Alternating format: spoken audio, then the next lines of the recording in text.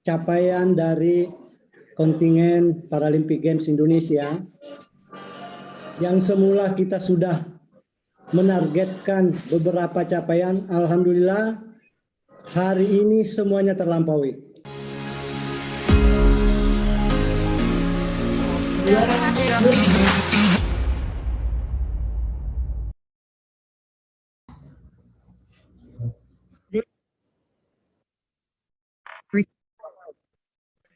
Sekarang udah record aja lah.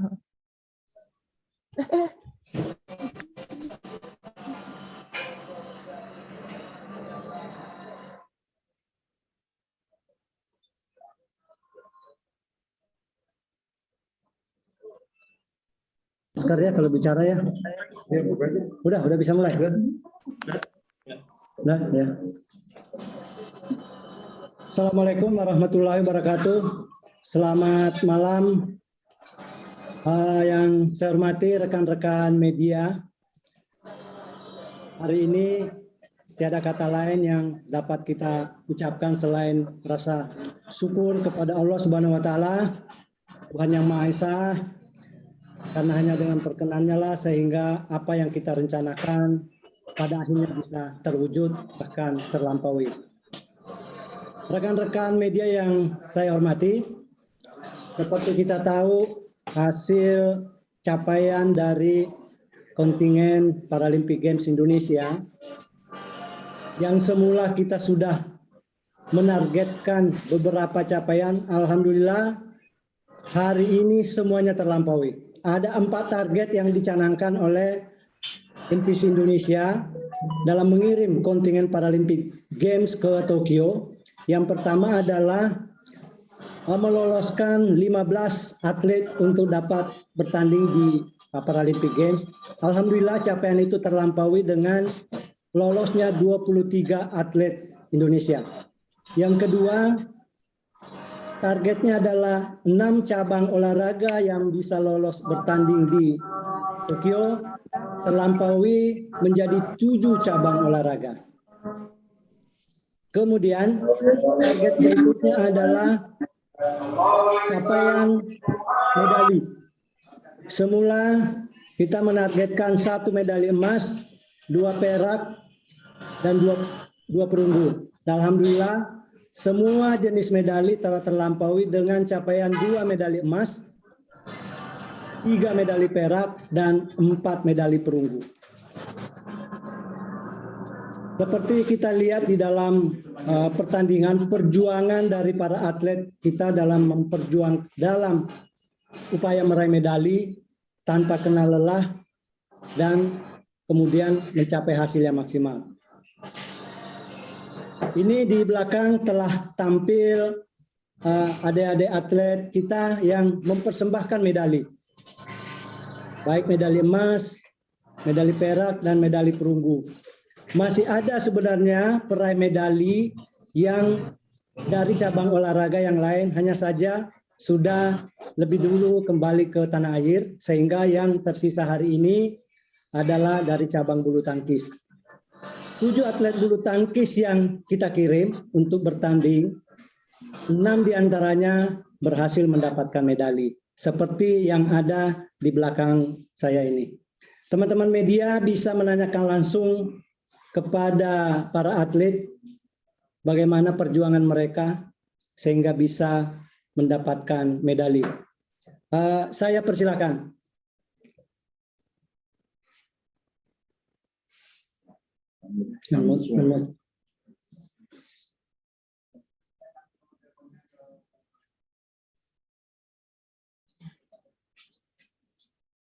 Itu kok Anda.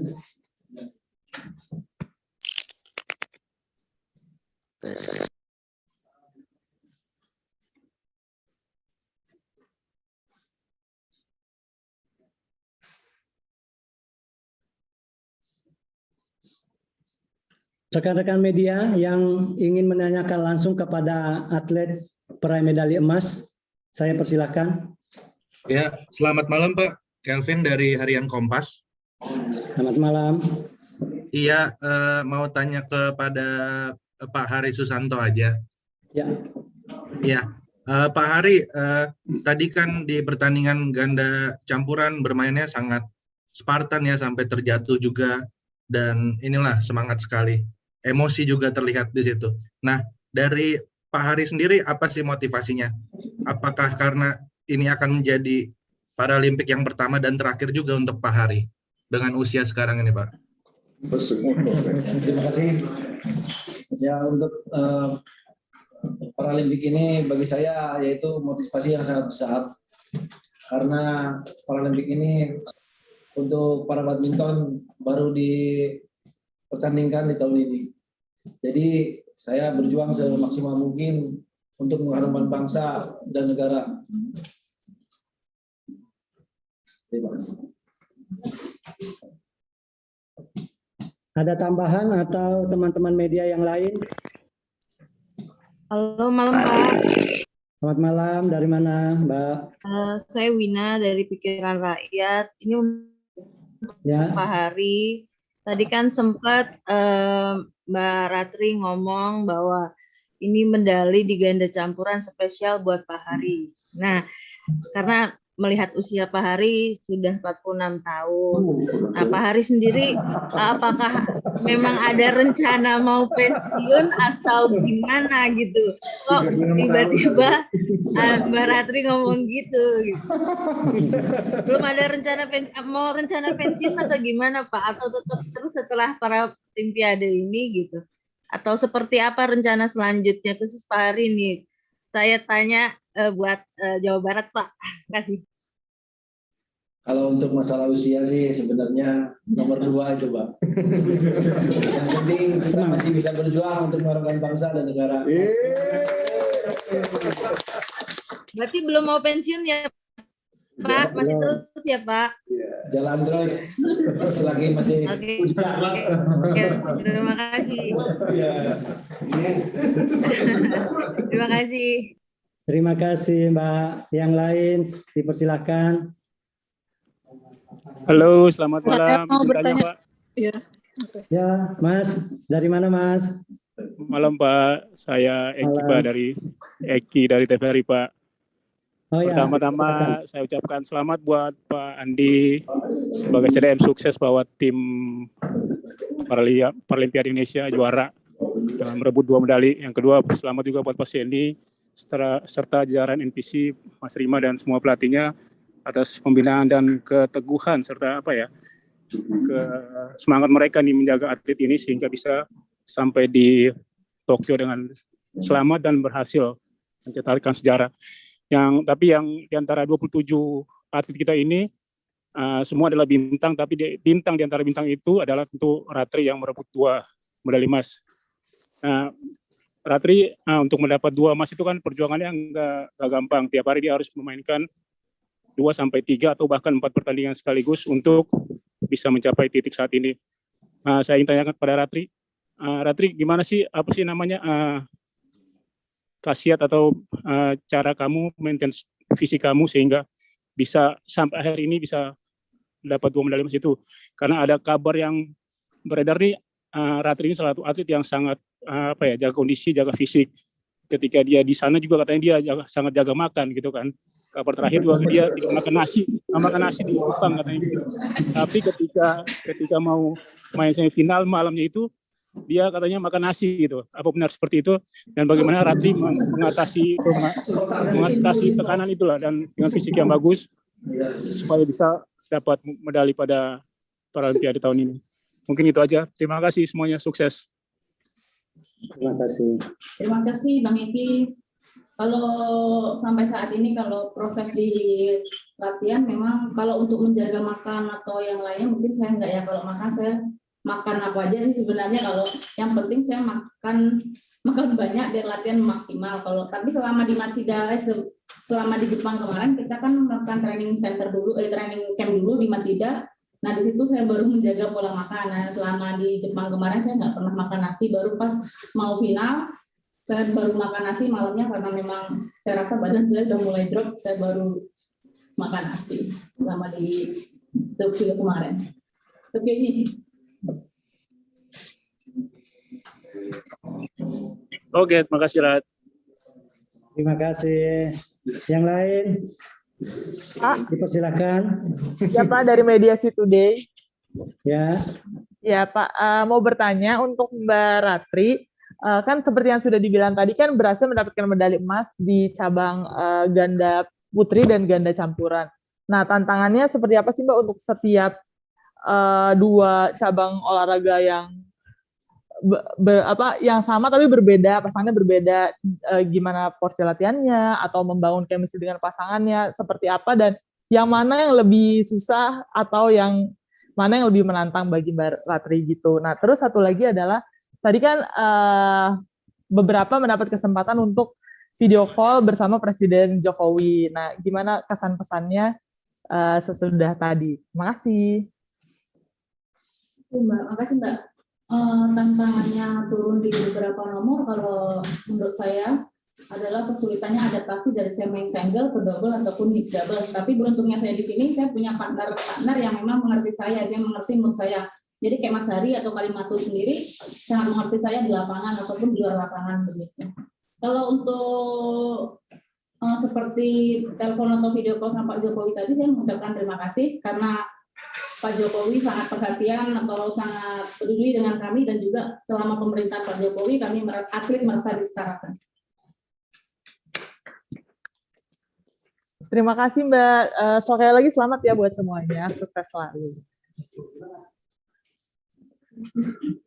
teman-teman media yang saya hormati, di balik keberhasilan daripada atlet-atlet para badminton ini ada pelatih ya yang mengasah keterampilan, menyemangati sampai bisa mencapai hasil maksimal seperti ini. Kami juga akan menghadirkan pelatih ya. Barangkali dari pelatih teman-teman bisa mendapatkan informasi apa sih yang menjadi resep sehingga sukses dapat meraih medali emas 2, perak, dan perunggu.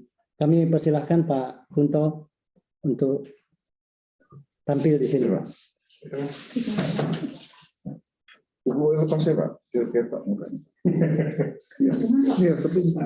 Teman-teman media bisa menanyakan langsung kepada pelatih. Saya persilahkan.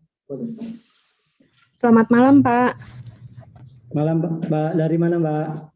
Saya Novila dari website Bulu Tangkis Jarum. Saya mau tanya ke pelatih dan ke atlet, bisa ya Pak ya? Ya, silakan.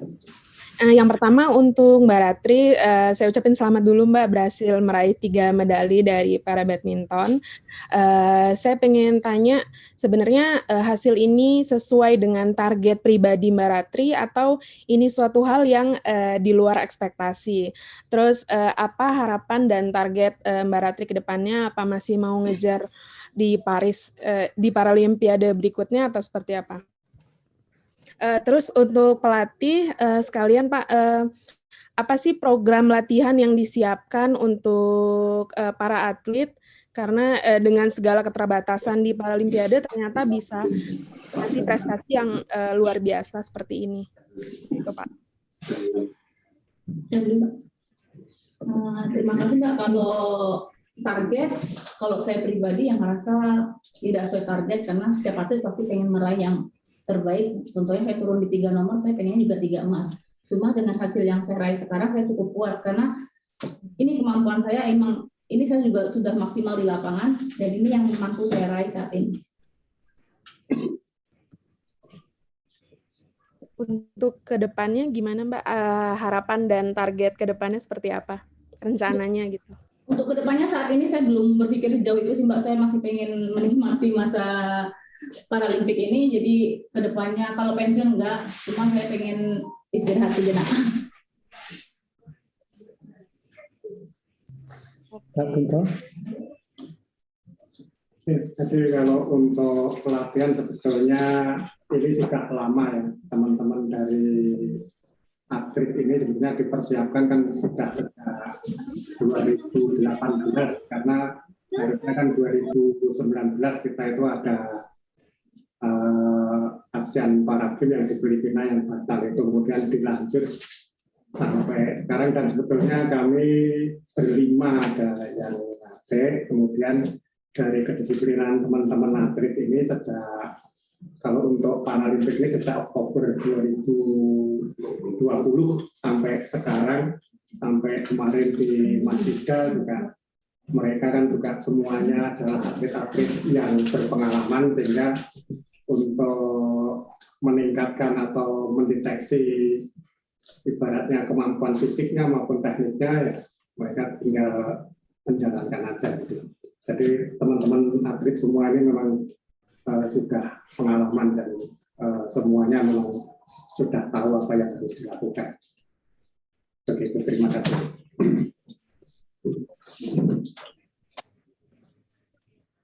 Baik, yang lain kalau masih ada, saya persilahkan. Saya Pak mau bertanya. Ya, Mbak, dari mana? Sofi dari Antara Pak. Ya. Saya mau tanya untuk atletnya, untuk Mbak Ratri sama boleh 1-2 orang lagi gitu. Boleh. Tanya soal tantangan selama Pelatnas kemarin di Solo seperti apa, sama tantangan yang dihadapi di Tokyo seperti apa, kan katanya harus tes swab PCR setiap hari ya Pak. Itu gimana? Terus Mbak Ratri kan sempat jadwal pertandingan itu seharian ya, kalau nggak salah. Itu yang dilakukan seharian itu sambil menunggu laga berikutnya itu ngapain aja sih Mbak? Itu aja sih Pak. Terima kasih. Terima kasih kembali. Ya, Mbak Ratri. Ya, siapa? Tantangan selama di Pelatnas di masa pandemi sekarang ini, tantangannya ya karena kita nggak seperti Pelatnas sebelumnya. Kita prokes, terus kita juga nggak bebas seperti sebelum-sebelumnya. Mungkin kalau sebelumnya kita lebih sering sparring partner, kalau kemarin kita sedikit kesulitan di sparring partner karena kita benar-benar harus menjaga, dan kemudian kita nggak bebas misalnya untuk refreshing atau segala macamnya, kita terbatas karena memang kita diawasi sangat ketat oleh pengurus NPC Indonesia. Dan untuk tantangan selama di Tokyo kemarin, kalau tadi kalau main beberapa kali, yang saya lakuin di lapangan ya, walaupun seharian di lapangan, saya tidur di ruangan warming up. Karena kalau untuk balik ke village lagi butuh waktu hampir 45 menit, jadi nggak keburu untuk pemanasan karena waktu bermainnya kadang bisa beberapa jam aja.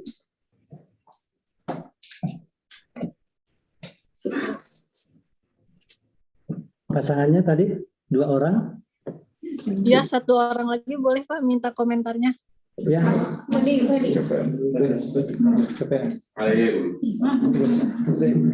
Ya, yang lain dari yang cowok, Perunggu belum komentar. Baru ayo. Belum komentar. Ya, Fred, buka maskernya. Ini Taufik Hidayat. Untuk tantangan selama di Pelatnas dan bersama, kita juga emang nggak boleh keluar kemana-mana karena kan kita takut terkontaminasi COVID-19, jadi kita tetap stay di kamar. Untuk pergi latihan juga kita berangkatnya nggak bareng-bareng dengan teman-teman, jadi harus sendiri-sendiri.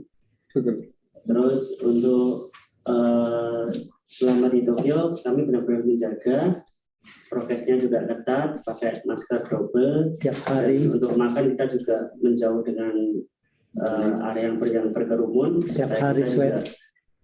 Benar-benar tidak terkena COVID. Itu aja. Terima kasih. Rekan-rekan media, ya.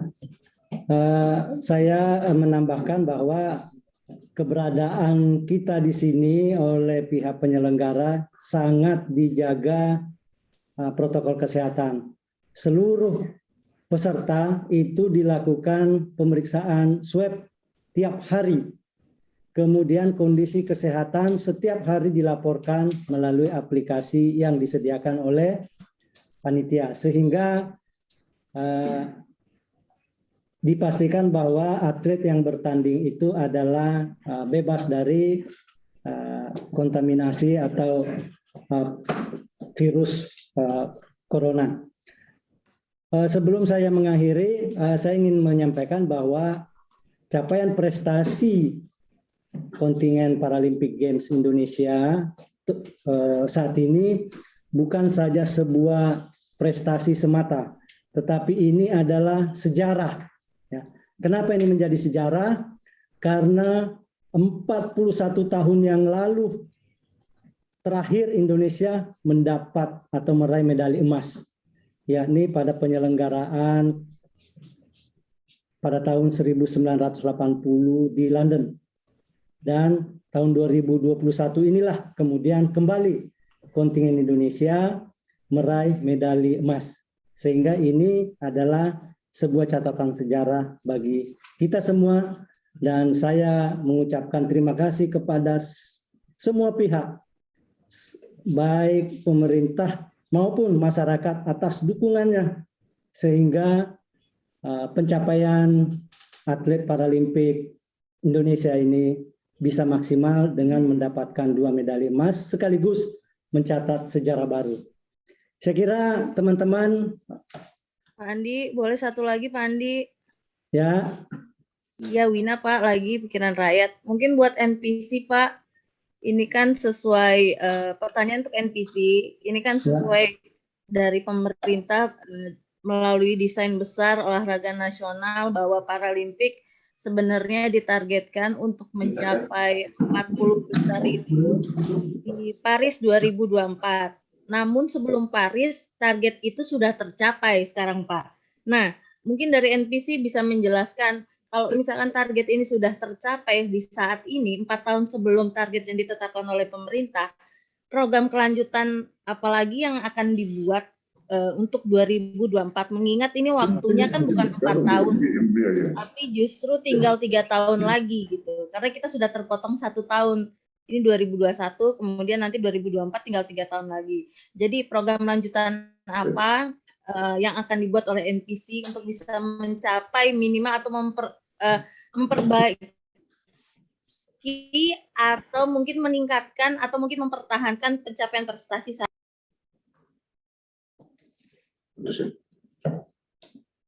Halo.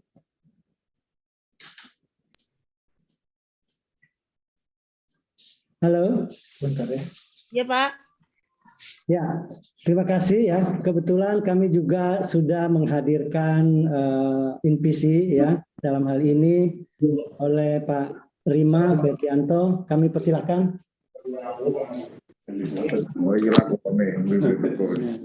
Ya, terima kasih Mbak Wina ya. Iya Pak, saya seperti biasa. Ya Mbak, jadi kita dalam desain besar olahraga nasional kita sudah bikin roadmap itu sampai 2045 ya. Jadi di 2045 itu kita sudah mencanangkan untuk masuk 10 besar di ajang Paralimpiade. Tentu saja semua itu bisa terjadi jika kita terus melakukan pembinaan yang berkelanjutan dan kontinu secara berkesinambungan. Oleh karena itu di target di 2020 ini sebenarnya kita 1 emas, kemudian di 2024 kita targetnya 3 emas, Mbak. Jadi kita nambah cabur baru lagi. Jadi dari cabang Boccia juga kita targetkan untuk masuk di ajang Paralimpiade. Kemudian cabur ada satu kemarin yang tidak lolos Panahan dan Boccia kita harapkan masuk di Paralimpiade Paris dan kita mendapatkan minimal 3 medali emas di Paris. Oleh karena itu untuk mencapainya tentu saja di sisa waktu 3 tahun itu seperti biasa kita harus memberangkatkan banyak cabur-cabur untuk mengikuti kualifikasi, mencari ranking point, mencari participation point, mencari qualification point, sehingga kita nanti semakin banyak yang lolos di Paralimpiade Paris dan semakin banyak kans untuk meraih medali. Terima kasih. Demikian teman-teman media ya, kebetulan atlet kita juga sudah lelah, perlu beristirahat. Jadi untuk malam hari ini kita cukupkan. Mohon maaf apabila di dalam penyampaian kurang lengkap dan waktu yang tersedia juga terbatas karena memang kelelahan dari atlet kita tadi bertanding sampai babak-babak terakhir. Ya, sekian dan terima kasih. Salam olahraga. Terima kasih. Kasih Pak. Terima kasih. Sampai ketemu. Thank you semuanya. Thank you. Selamat semuanya. Terima kasih sudah menonton. Jangan lupa subscribe, like, komen, dan share konten. Juara.net